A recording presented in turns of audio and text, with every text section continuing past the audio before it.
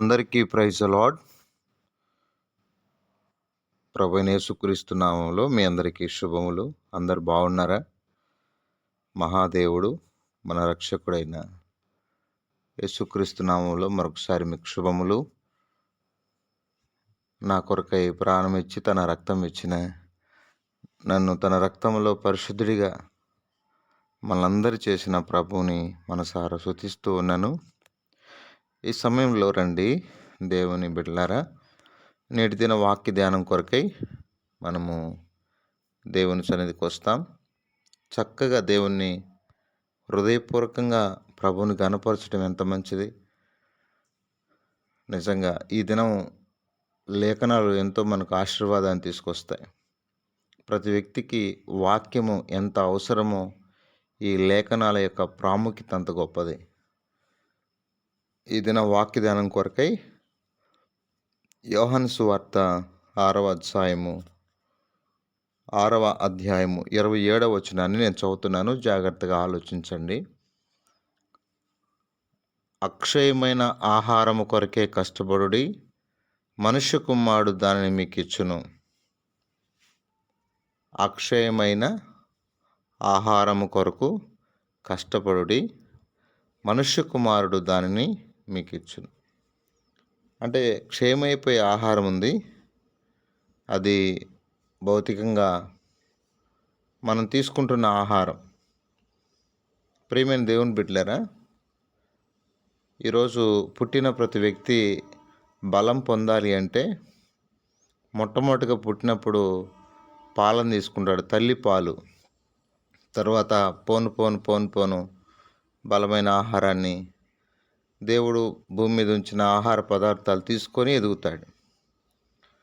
అయితే ఒకానొక దినాన ఈ ఆహారం తిన్నప్పటికీ కూడా, ఆ రోజు మన్నాను తిన్నప్పటికీ కూడా ఇశ్రాయేలు పొరపాట్ల చేత ఎలా చనిపోయారో, ఈ భూమి మీద కూడా ఏదో ఒక దినాన మనం మరణించాల్సిందే. కాబట్టి ఈ ఆహారంలో జీవము లేదు అని నేను మీకు చెప్తున్నాను. అయితే అక్షయమైన ఆహారం ఒకటి ఉంది, అక్షయమైన ఆహారం ఉంది, దాని కొరకు కష్టపడమని బైబిల్ చెప్తుంది. ఈరోజు కూటి కొరకు కోటి విద్యలు అన్న సామెత మనకు బాగా తెలుసు. ఈరోజు మానవుడు చేస్తున్న ఈ ప్రయాస అంతా కూడా అర్థం చేసుకుంటే ఎంతో ప్రయాసపడుతున్నాడు ఈ భూమి మీద బ్రతకడానికి, ఎంతో ప్రయాస. అయితే దేవుని బిడ్డలారా, భౌతికంగా ఈ శరీరాన్ని పోషించుకోవడానికి పడుతున్న ప్రయాసలో కనీసం 1% అయినా అక్షయమైన ఆహారం ఉంది, ఆత్మ సంబంధమైన ఆహారం ఉంది, దాని కొరకు ప్రయాసపడాలి అని ఆలోచిస్తే జీవితాలు ధన్యమవుతాయి. ఎందుకంటే గుర్తుపెట్టుకోండి, దేవుని ఆధారం చేసుకుంటే, దేవుని మీద ఆధారపడితే, దేవుని ఆధారం చేసుకొని దేవుని మీద ఆధారపడ్డ వ్యక్తి ఎప్పుడు చెడిపోయినట్టు లేనే లేదండి.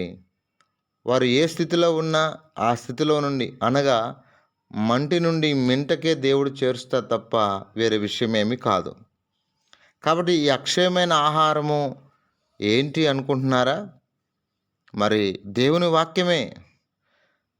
అందుకే యేసుప్రభు వారు సాతానుతో అంటాడు, రొట్టెలు వలన బ్రతకడం కాదు కానీ దేవుని నోట నుండి వచ్చు ప్రతి మాట వలన మనుషులు జీవిస్తారు. నీతిమంతుడు విశ్వాసం మూలంగా జీవిస్తాడు. అంటే దేవుని మాటలు మనిషిని జీవింపజేస్తాయి. దేవుని మాటల్లో శక్తి ఉంది. దేవుని వాక్యము 2 అంచుల ఖడ్గము. అది పాపాన్ని ఖండించడమే కాకుండా మనల్ని పరిశుద్ధంగా కట్టడానికి ఉపయోగపడే సాధనం.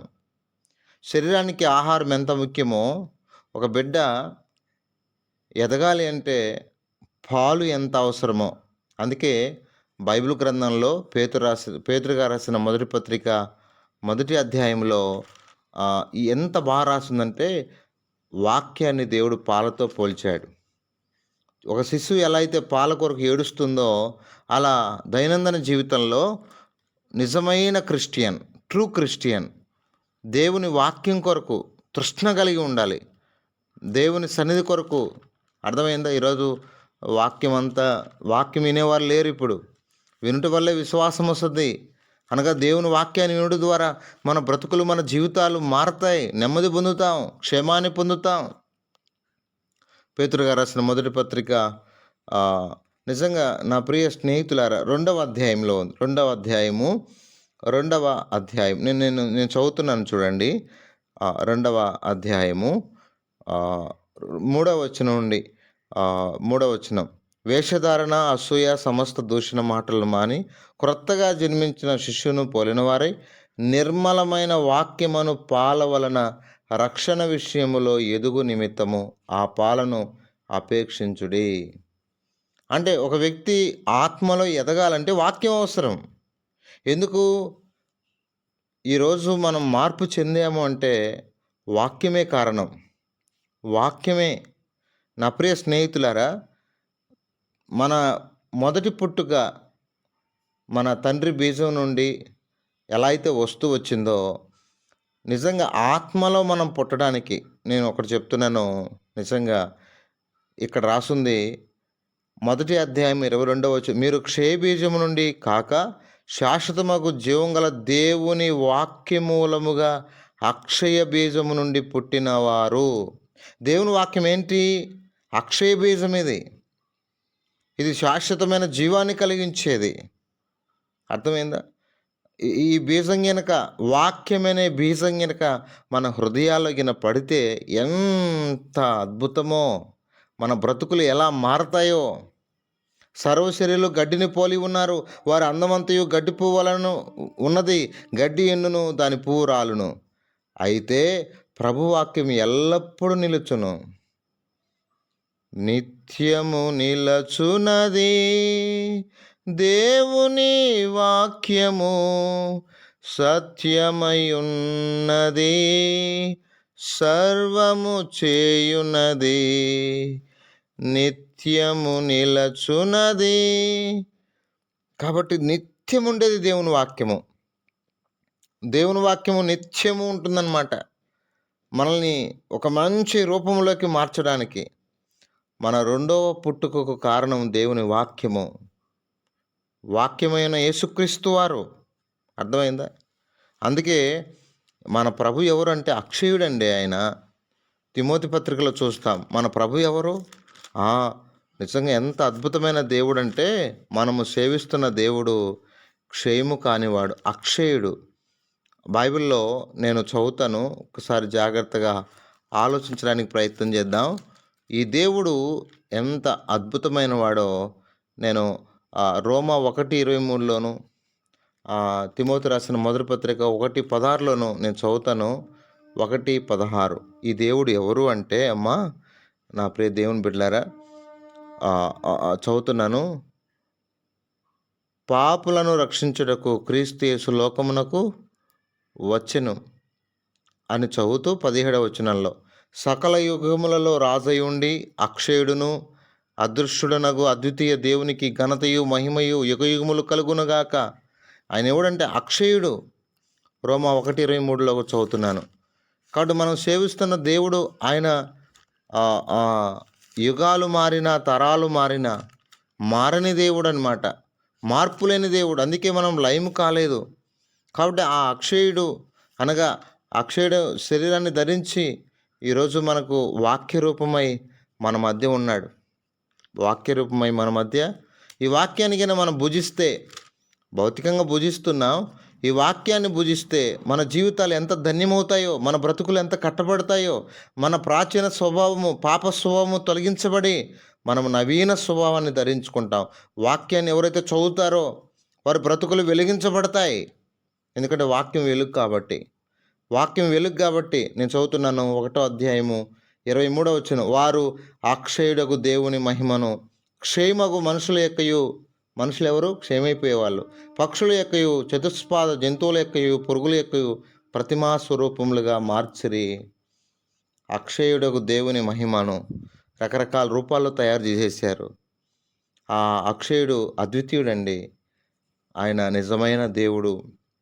నా ప్రియ స్నేహితులారా, ఈ అక్షయమైనటువంటి ఆహారం ఏమైనా ఉందంటే, అందుకే ఇర్మియాతో చెప్పాడు, ఇర్మియా ఇదో ఆ గ్రంథాన్ని తీసుకొని తినేయి.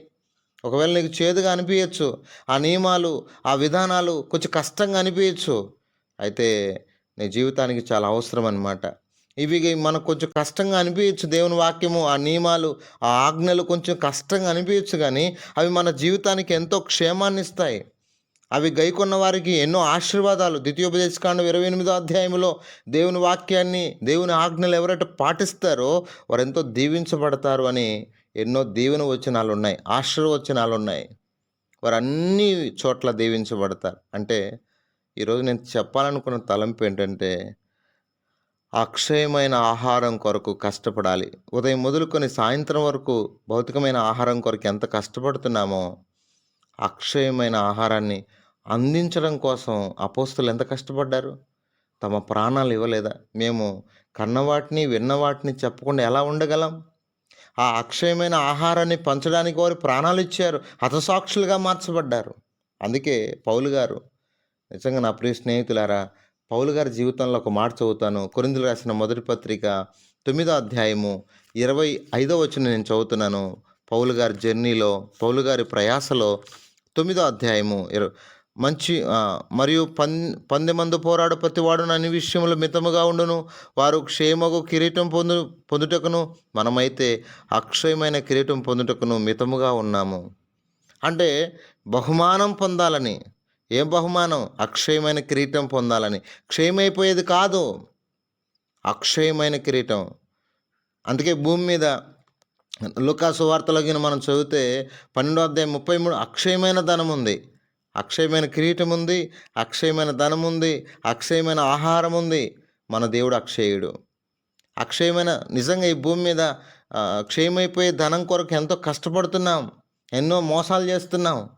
అర్థమైందా? ఎంత లంచాలు తీసుకుంటున్నారు ఈరోజు, అన్నీ తారుమారు చేసేస్తున్నారు కదా. అయితే నా ప్రియ స్నేహితులారా, వాక్యము మనకు అక్షయమైన ఆహారం. మన జీవితాలు నిజంగా ఇక్కడ రాసుంది, నిత్య జీవం కలగాలంటే వాక్యం అవసరం అండి. వాక్యము చాలా అవసరం. ఆది యందు వాక్యమునను, వాక్యము దేవుని యొద్ద ఉండెను, ఆ వాక్యము దేవుడై ఉండెను. ఆ వాక్యము ఎలాంటిదో తెలుసా? నిజంగా అక్కడ రాసుంది, నా ప్రియ స్నేహితులారా, అక్కడ నేను చదువుతున్నాను చూడండి, మొదటి అధ్యాయంలో 4 ఆయనలో జీవమునెను, ఆ జీవం మనుషులకు వెలుగైనను, ఆ వెలుగు చీకటిలో ప్రకాశించున్నది కానీ చీకటి దాన్ని గ్రహింపకుండెను. కాబట్టి ఈ వాక్యం మానవ జీవితాన్ని వెలిగించడానికి, బ్రతుకులను మార్చడానికి, సరిచేయడానికి ఈ వాక్యం ఎంతో ఉపయోగపడుతుంది. నిజంగా దైవజనుడు నాకు తెలిసి బైబిల్ ఏదైనా తప్పులున్నాయేమో అని ఆర్ఆర్కే మూర్తి గారు చదవడానికి ప్రయత్నం చేసి బైబిల్ చదువుతుంటే, తప్పులను వెతకడానికి చదువుతుంటే ఆయనలో ఉన్న తప్పులు బయటపడ్డాయట. వాక్యం అంత శక్తి కలిగింది ఇది. ఇది అక్షయ ఆహారం, మానవునికి నిత్య జీవాన్ని ఇచ్చేది. ఈ వాక్యాన్ని చదివి వాక్యంలో ఉన్న విషయాల ప్రకారం జీవిస్తే తప్పకుండా ఆ వ్యక్తి మోక్షాన్ని చేరుకుంటాడు. నిజంగా ఈ వాక్యాన్ని నమ్మి వాక్యములో ఉన్న విషయాలు తెలుసుకొని, ఎందుకంటే ఈ ఆహారాన్ని తిన్న వ్యక్తి, భూమి మీద ఉన్న ఆహారాన్ని తిన్న వ్యక్తి ఎప్పటికైనా చనిపోవాల్సిందే. అతడు జీవంలోకి ప్రవేశిస్తాడో లేదు, కానీ దేవుని వాక్యాన్ని భుజించే వ్యక్తి మాత్రం నిత్యరాజ్యంలో ఉంటాడు. అందుకే అక్షయమైన ఆహారం కొరకు కష్టపడమని దేవుడు చెప్తున్నాడు. ఏమి తిందుమో ఏమి తాగుదుమో అని మన శరీరం గురించి కాదు ఆలోచించాల్సింది. ఏ ఉద్యోగం చేయాలి, ఎవరిని వివాహం చేసుకోవాలి, ఒకవేళ భౌతికంగా అవసరమే. చింత ఎక్కువైపోయింది ఇప్పుడు. ఎలా ఇల్లు కట్టాలి, ఎలా మానవునికి భౌతికమైన విషయాల్లో ఎక్కువ చింత అయిపోయింది. పౌలు గారు చూడండి, అక్షయమైన కిరీటం కొరకు, క్షయము కాని కిరీటం కొరకు ఎంత పోరాడుతూ వచ్చాడు, ఎంత మితంగా ఉన్నాడో. అందుకే మన ఈ ఈ ఈ శరీరం కూడా, ఎప్పుడైతే నువ్వు అక్షయమైన ఆహారాన్ని భుజిస్తావో, నీ శరీరము క్షయమైపోయినప్పటికీ కూడా మార్పు నొందుద్దట. ఎందుకంటే పునరుద్ధానం కొరకై కొరింథీయులకు రాసిన మొదటి పత్రిక 15వ అధ్యాయము 42వ వచనంలోను, 50వ వచనంలోను, 52వ వచనంలోను, 53వ వచనంలోను, 54వ వచనంలో ఆ పునరుద్ధాన విషయాలు ఉంటాయి. ఈ మన శరీరం ఎంత బలహీనమైంది విత్తబడి, ఎంత అక్షయమైన ఆహారాన్ని తీసుకున్న వ్యక్తులు ఎలా మార్పు చెందుతారో, ఎలా వారికి దేవుడు గొప్ప ఆధిక్యతను ఎలా ఇస్తాడో అక్కడ చాలా స్పష్టంగా రాస్తుంది దేవుని బిడ్డలారా. ఒక మాట చదువుతాను, నేను ప్రార్థనలోకెళ్దాం. కొరింథీయులకు రాసిన మొదటి పత్రిక 15వ అధ్యాయం ఈ ఒక్క మాట చదివి ప్రార్థన చేస్తాను. దీనికోసం మనం ఎంత కష్టపడాలండి. అపోస్తలులు అది పంచడానికి ఎంత కష్టపడ్డారో ఈ భూమి మీద. 15వ అధ్యాయము 42వ వచనం చదువుతున్నాను. మృతుల పునరుద్ధానం అలాగే శరీరము క్షయమైందిగా విత్తబడి అక్షయమైందిగా ఒక దినం ఉంది.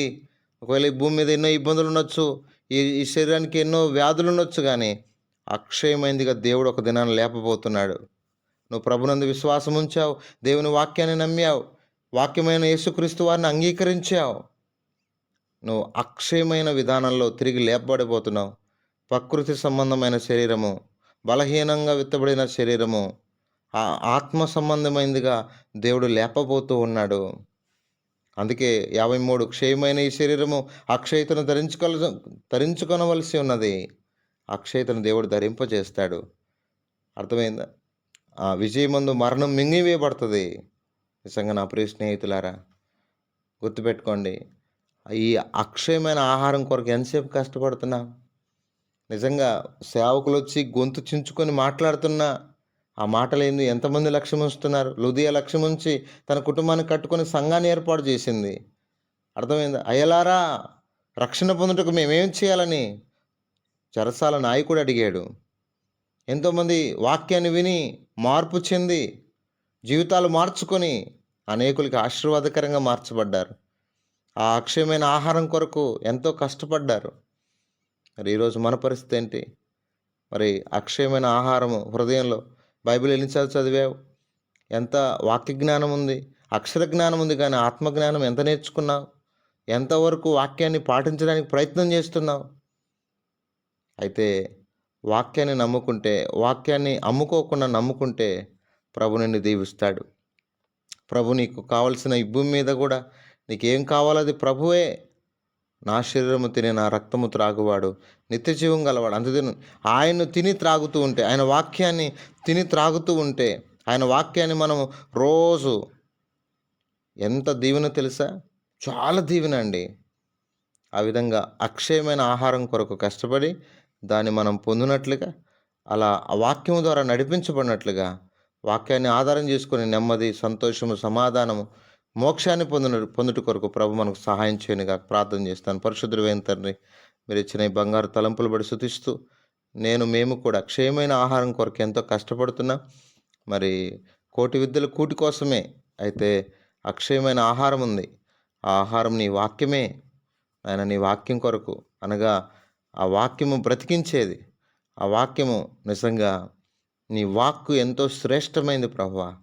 నా తండ్రి, నెమ్మదినిచ్చేది, ఆయన పాపాన్ని తొలగించేది, పరిశుద్ధపరిచేది, ఉదక స్నానం చేసేది. కనుక ఈ అక్షయమైన ఆహారాన్ని మా ప్రియులు మేము కలిగి ఉండటానికి, దాని కొరకు కష్టపడడానికి, అది హృదయంలో దాచుకోవడానికి, హృదయమును పలక మీద రాసుకోవడానికి కూడా సహాయం చేయండి. అలా చేయటి ద్వారా ఆయన అక్షయమైన కిరీటం ఇచ్చే దేవుడు, అక్షయమైన ధనం ఇచ్చే దేవుడు, అక్షయమైన స్వాస్యము నీ రాజ్యం ఇచ్చే దేవుడు. స్తోత్రాలు. అక్షయుడానికి స్తోత్రాలు. మీరు కనికరించి ఎప్పుడూ నిత్యం ఉండి నీ వాక్యాన్ని మా హృదయంలో ఉంచవలసిందిగా ప్రార్థిస్తూ, ఆయన మేము క్షయబీజం నుండి వచ్చిన వారు, అక్షయ బీజం నుండి వచ్చిన వారు, నీ వాక్యం ద్వారా మార్పు చెందిన వారు, ఆయన నిరంతరం మమ్మల్ని నీ రూపంలోకి మార్చేది నీ వాక్యమే. కనుక వాక్యాన్ని ఆధారం చేసుకుని ముందుకెళ్ళడానికి మీ కృపలో మా ప్రియులందరికీ సహాయం చేయమని, అందరిని కూడా దీవించమని యేసు పరిశుద్ధ నామంలో ప్రార్థన చేసి అడిగి వేడుకొనుచున్నాము తండ్రి. ఆమేన్.